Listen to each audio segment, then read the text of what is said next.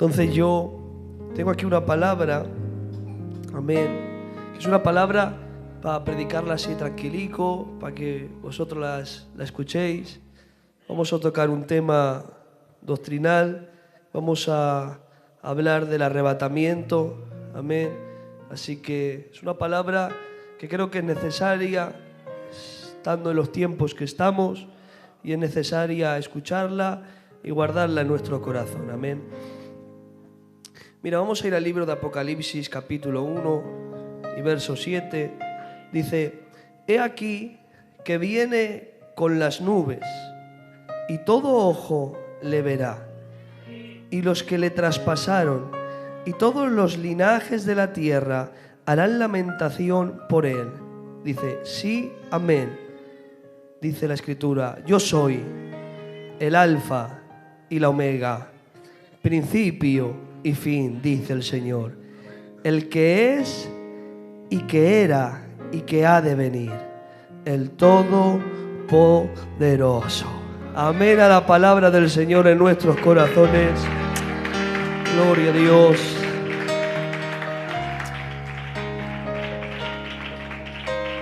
Él aquí nos hace una promesa clara, hermanos. Y la promesa es: he aquí que Él viene. Dice: y todo ojo le verá. Es una promesa del mismo Dios para su pueblo. He aquí que Él viene y todo ojo le verá. ¿Sabes? Necesitamos creerle a la palabra de Dios. Necesitamos creer en las sagradas y preciosas Escrituras. Porque como os dije en la otra ocasión, aunque la Biblia es un libro muy antiguo y toca muchos temas, la Biblia no contiene inexactitudes ni inexactitudes científicas, hermanos. Es decir, no se contradice. No hay nadie quien pueda contradecir la palabra del Dios vivo. Se ponen de acuerdo, hermanos, tantos y tantos escritores con la dificultad que esto tiene. Es difícil que usted piense lo mismo que yo pienso, ¿verdad? Es difícil. Es muy difícil que tengamos el mismo pensamiento. Pues imagínate tener el mismo pensamiento que una persona que vive pues a muchos kilómetros de ti, por decirte algo, que vive en Medio Oriente, que vive en alguno de los países árabes. Es más difícil todavía que piensen como nosotros. Tienen sus culturas, tienen sus pensamientos, sus creencias. Pues imaginaros que haya alguien que piense como tú en la Edad Media. Pues también es algo mucho más difícil. Es que cambia totalmente. Pues bien, en la Biblia hay autores que no se conocieron jamás en la vida. Hay autores que no saben el uno del otro.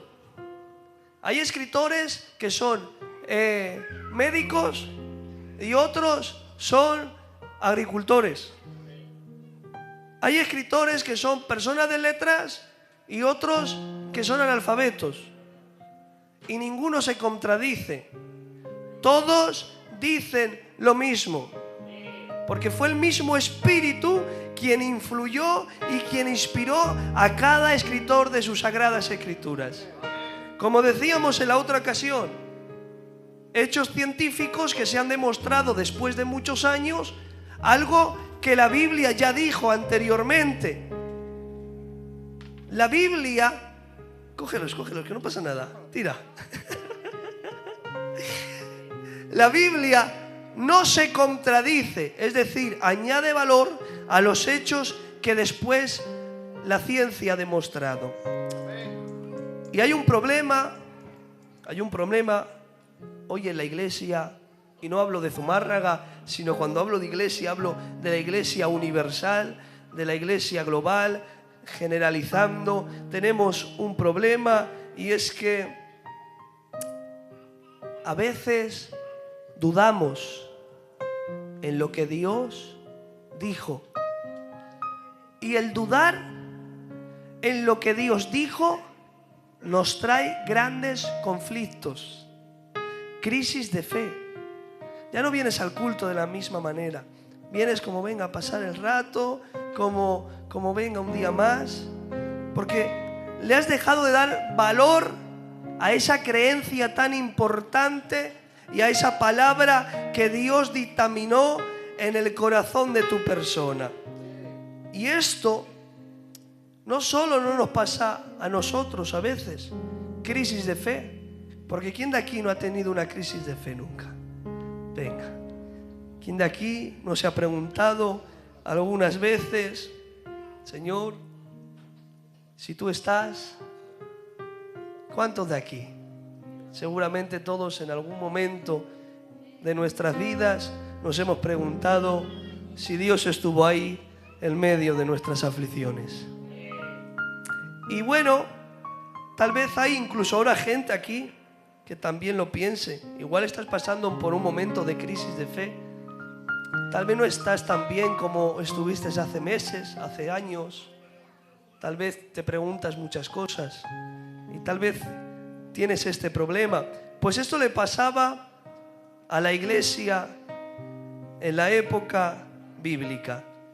Dice en 2 de Pedro, dice, el Señor no retarda su promesa, según algunos la tienen por tardanza, dice, sino que es paciente para con nosotros, no queriendo que ninguno perezca, sino que todos procedan al arrepentimiento. ¿Te has preguntado alguna vez, Señor, por qué no has venido tú ya? Si hace tantos años, ¿por qué? Pues este problema había en la iglesia y mucha gente se apartaba porque decían, es que mira todos los años que ha pasado y Dios no ha venido. Es que mira todo lo que nos está sucediendo. Esto le pasaba a la iglesia que pastoreaba Pedro, perdonadme. Era una iglesia de personas exiliadas, personas que habían huido de su ciudad, personas que habían salido de su parentela, personas que habían tenido que dejar todo por la voluntad de Dios.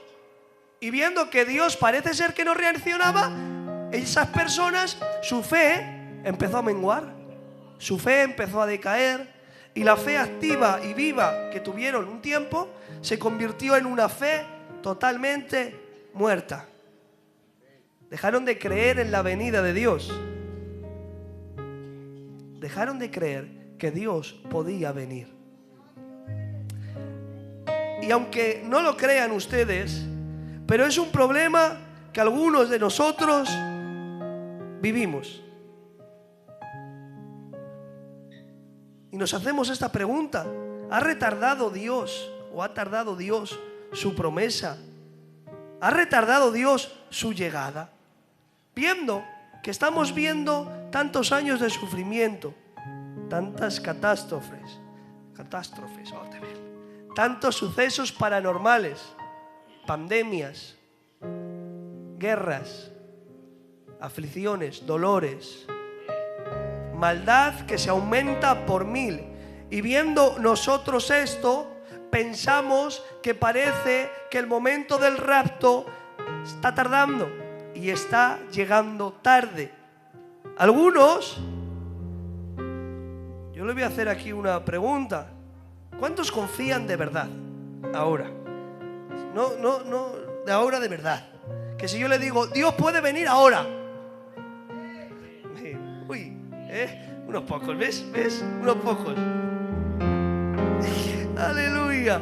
Sí, nos pensamos que nos va a dar tiempo a ver crecer a nuestros hijos. Si no, lo pensamos, hacer las bodas, lo pensamos, a pagar las hipotecas de la casa, aunque os quede poquicos algunos, pero nos pensamos que podemos llegar a pagar la hipoteca de la casa.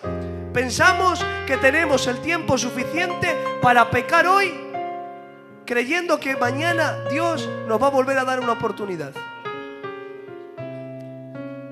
¿Nos estamos creyendo o estamos limitando la llegada del Maestro? Pero yo te digo, ¿sabes por qué puede venir Dios en cualquier momento? Dios no podía haber venido en la Segunda Guerra Mundial, ni podía haber venido en la Primera Guerra Mundial, ni había podido venir en el tiempo de la gripe española, ni en el tiempo de las guerras civiles, ni en el tiempo de la peste negra. No pudo venir el Cordero en ninguno de estos tiempos. ¿Por qué? Porque hay un reloj profético que todavía no se había cumplido. El reloj profético al que nosotros miramos se llama Israel. Aquella nación que vosotros conocéis, que ahora está en guerra con Gaza, pues ese es el reloj profético de la iglesia. Mateo 24 dice: de la higuera aprended la parábola. Cuando ya su rama está tierna y brotan las hojas, sabéis que el verano está cerca. La higuera está representando al pueblo de Israel. El pueblo de Israel en el año 1048 se estipula como nación. Hasta entonces no tenían tierra.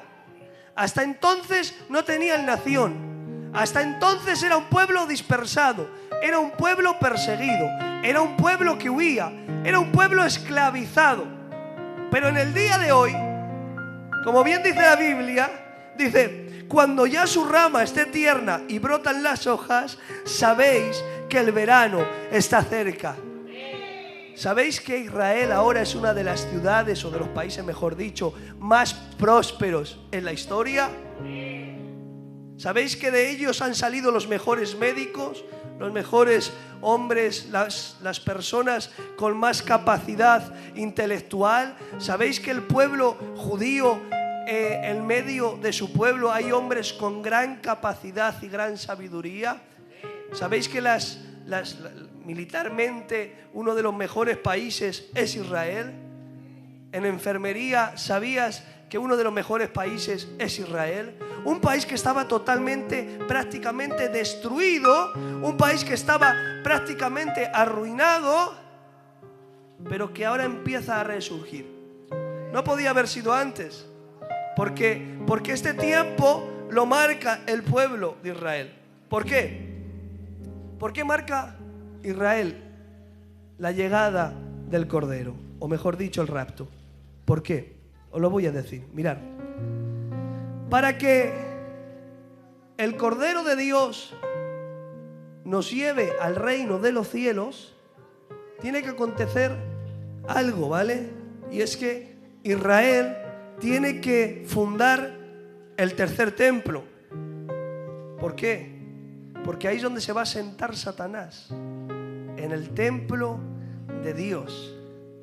Fijaros, dice la Escritura, dice: nadie os engañe en ninguna manera. Dice: porque no vendré sin que antes venga la apostasía y se manifieste el hombre de pecado, el hijo de perdición, el cual se opone y se levanta contra todo lo que se llama Dios o es objeto de culto, tanto que se sienta en el templo de Dios como Dios, haciéndose pasar por Dios. Y dice: ¿no os acordáis que cuando yo estaba todavía con vosotros os decía esto? Y dice: y ahora vosotros sabéis que lo detiene, dice, a fin de que a su debido tiempo se manifieste. Satanás va a engañar a las naciones. Satanás va a engañar al pueblo de Israel. Israel va a creer que Satanás es el Mesías, porque Israel está esperando al Mesías, pero al Mesías en su primera venida. Es decir, nosotros esperamos que seamos ascendidos en las nubes, ¿vale?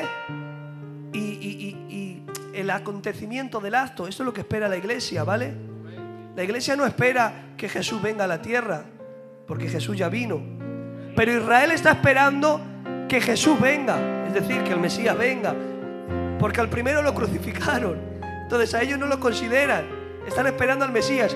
Y en vez del Mesías van a recibir al anticristo. Pero la iglesia no esperamos al anticristo. Por tanto, dice la Biblia, fijaros, dice: pero hay algo que lo detiene. ¿Sabes qué es lo que lo detiene? La iglesia. Satanás no puede manifestarse hasta que la iglesia sea quitada del medio. Porque el Espíritu Santo que habita dentro de la iglesia está reteniendo y deteniendo la llegada de la apostasía. Pero una vez que la iglesia del Cordero sea ascendida en las nubes, escucha, ahí se manifestará Satanás para engañar a las naciones. Pero mientras tanto, por lo tanto, Satanás va a venir a engañar. Pero Dios puede venir en cualquier momento. ¿Por qué? Porque lo que decíamos, Israel se está posicionando en un lugar que va a venir, que es profético, es una posición profética para este momento, para este acontecimiento. Pero la iglesia del Cordero es la que detiene esto. Hay personas que dicen que la iglesia pasa la gran tribulación, que la pasan por completo, la tribulación y la gran tribulación. Ustedes saben que la gran tribulación se compone de 7 años. 3 años y medio malos y otros 3 años y medio muy malos. Hay gente que dice, no, es que van a tener 3 años buenos. No, van a tener 3 años malos y otros 3 y medio muy malos. ¿Por qué?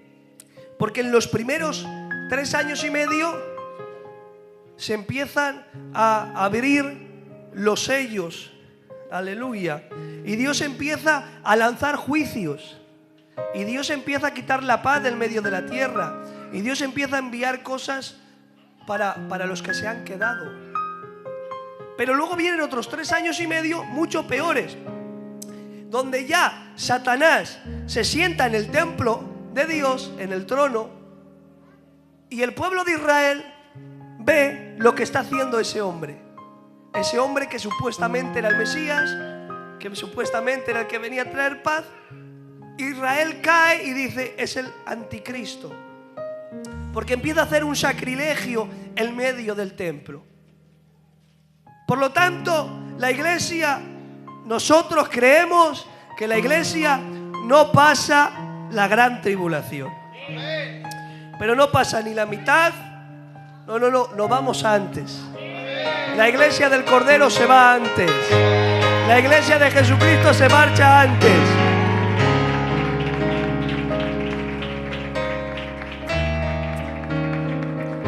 Fijaros,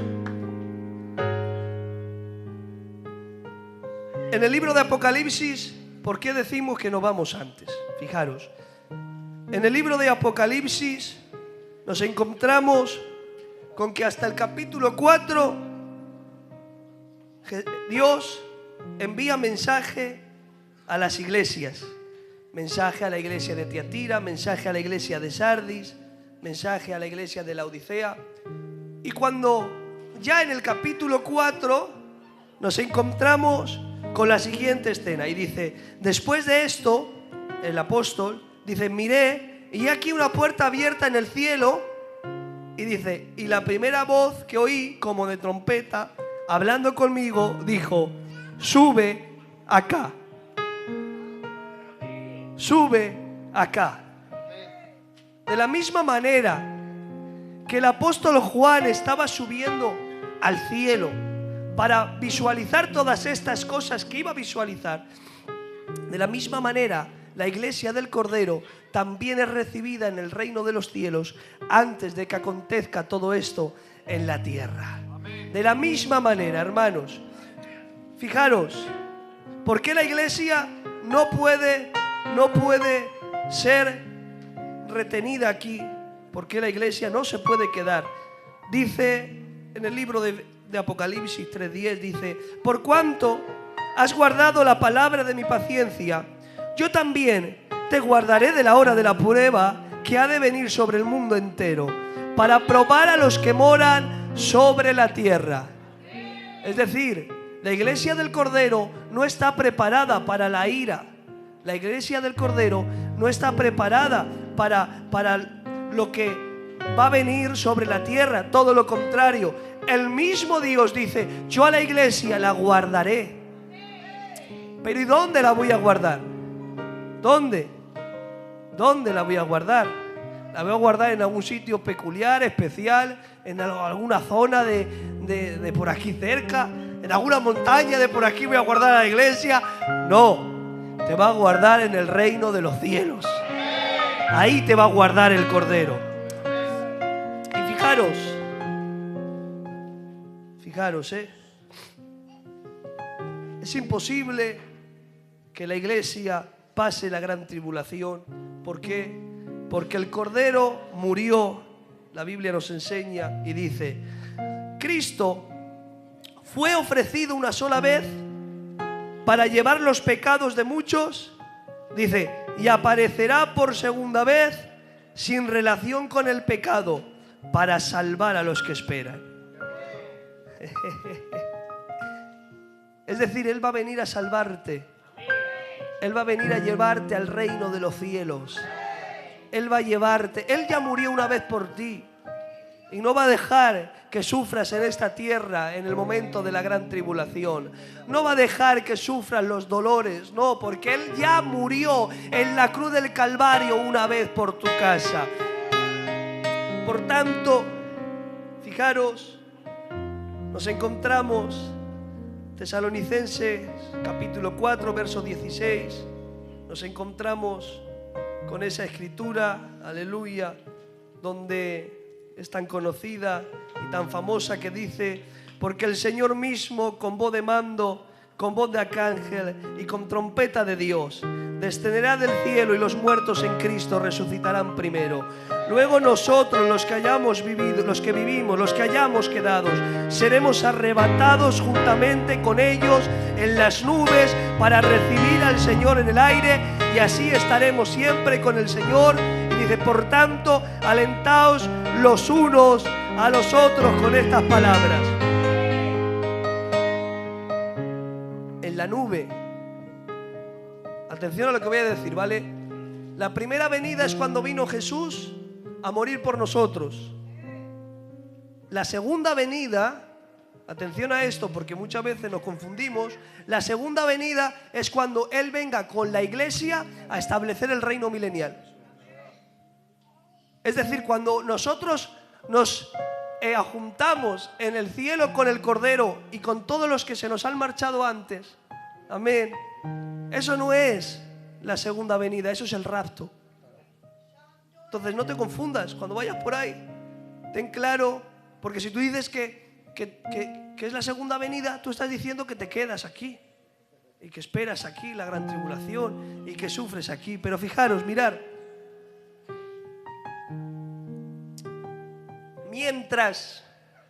mientras aquí hay dolor, la iglesia está en las bodas del Cordero. Mientras aquí hay sufrimiento, la iglesia está celebrando en las bodas del Cordero. Hay un acto que es el juicio de los galardones.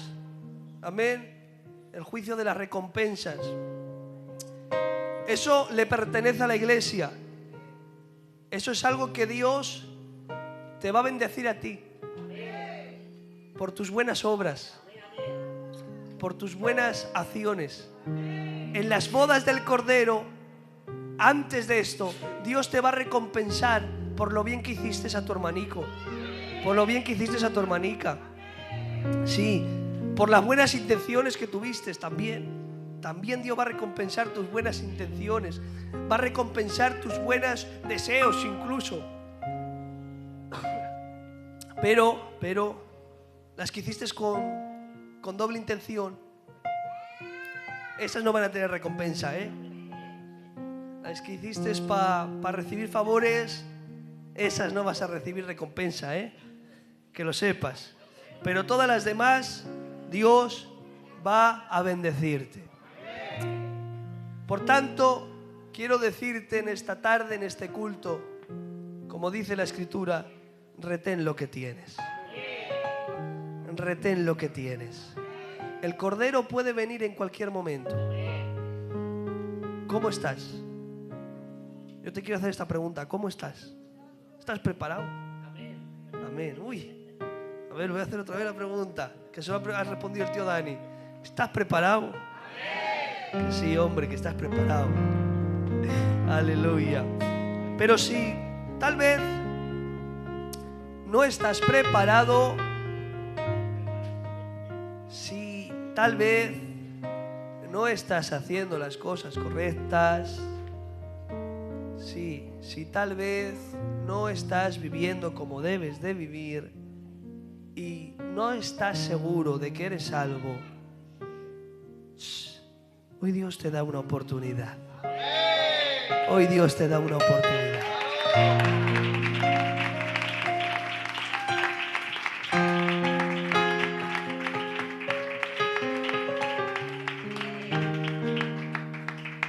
Has venido en esta tarde. Yo no sé cómo has venido en esta tarde. No sé si has venido preparado. Pero Dios hoy te está llamando a que te prepares. Y puedes venir al culto todos los días, y puedes estar aquí siempre, y puede ser que no te hayas perdido un culto desde que David está de pastor, y puede ser que estés ahí al pie del cañón, pero puede ser que no estés viviendo de la manera correcta. Y está claro, Él murió por nosotros. Está claro, Él murió por nosotros. Pero tenemos que nosotros también hacer acciones de cristianos, hacer buenas obras. Cuando hablo de buenas obras, hablo de obras cristianas, de obras relacionadas con el Cordero. Porque no puede ser que digas que eres cristiano, y perdonadme por la expresión, perdonadme, pero pecar allí fuera como un inconverso. No puedes decir que tú eres del culto, pero luego allí fuera, perdonadme, estafar como uno que no conoce al Cordero. Puedes decir que aquí tú eres de la iglesia, pero si luego allí fuera vives de una manera incorrecta, hay dudas, hermanos, hay dudas. Y yo te digo en esta tarde, hoy es el día en el que aceptas a Dios de verdad. Hoy es el día en el que te encuentras con el Cordero de verdad.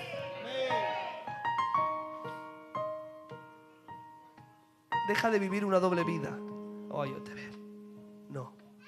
Vive una vida cristiana. En el nombre de Jesús. ¿Qué les parece si entonamos una alabanza